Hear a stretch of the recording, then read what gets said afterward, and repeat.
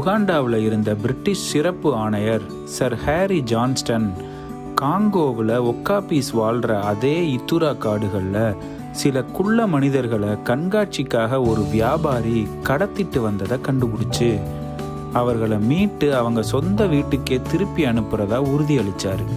அப்போ அந்த குள்ள மனிதர்கள் தங்களுக்கு உதவி செஞ்ச ஜான்ஸ்டன் கிட்ட இந்த ஒக்காபீக்களை பற்றி சொல்லியிருக்காங்க. ஏற்கனவே ஸ்டான்லியோட புத்தகத்தை படிச்சிருந்த ஜான்ஸ்டனுக்கு இந்த ஆப்பிரிக்கன் யூனிகானை பற்றி நிறைய தெரிஞ்சுக்கிறணும்னு பெரிய ஆர்வம் வந்துருச்சு. அவரை அழைச்சிட்டு போன குள்ள மனிதர்கள் அந்த விலங்கோட கால் தடத்தை காட்டுனாங்க. அவர் ஏற்கனவே இந்த விலங்கை பற்றி கேள்விப்பட்டதை வச்சு அதோட கால் தடம் ஒரு குதிரை அல்லது கழுதையோட கால் தடத்தை போல இருக்கும்னு எதிர்பார்த்த ஜான்சனுக்கு ஆச்சரியமூட்டுற மாதிரி அந்த கால் தடம் வித்தியாசமா இருந்துச்சு. அதுவரைக்கும் மேற்கத்திய நாடுகளில் யாருமே பார்த்திராத அந்த விலங்கை எப்படியாவது பார்த்துடணும்னு இத்தூரி காடுகளில் தேடி அலைஞ்சாரு. ஆனால் அப்போது கூட அவரால் அதை பார்க்க முடியலை.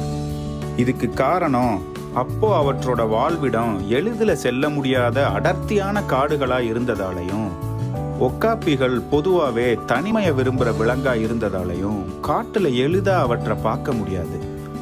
இந்த காரணத்தால் பலரும் இந்த விலங்கு ஒரு கட்டுக்கதைன்னு நினச்சாங்க. ஆனால் விடாமுயற்சியோடு இருந்த ஜான்ஸ்டனுக்கு அந்த ஆப்பிரிக்கன் யூனிகானை பார்க்க முடியாட்டினாலும் அவற்றோட தோலும் மண்டவோடும் சில எலும்புகளும் கிடைச்சிது.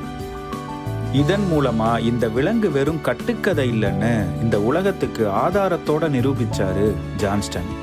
தனக்கு கிடைச்ச மண்டவோட வச்சு இது ஒட்டகச்சிவிங்கியோட குடும்பம்தான்னு சரியா கணிச்சாரு. மேலும் எலும்புகள் மற்றும் தோலை வச்சு இந்த விலங்கு எப்படி இருக்குங்கிற ஒரு வரைபடத்தை தயாரித்து 1901 அறிவியல் பூர்வமாக விளக்கி இந்த விலங்கை உலகறிய செஞ்சார்.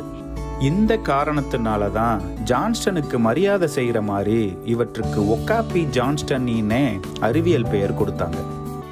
இந்த வீடியோ பிடிச்சிருந்தா கீழே இருக்க லிங்கை கிளிக் பண்ணி இதனுடைய முழுமையான வீடியோவை பாருங்கள். மறக்காமல் நம்ம சேனலுக்கு சப்ஸ்கிரைப் பண்ணி உங்களுடைய ஆதரவை கொடுங்க.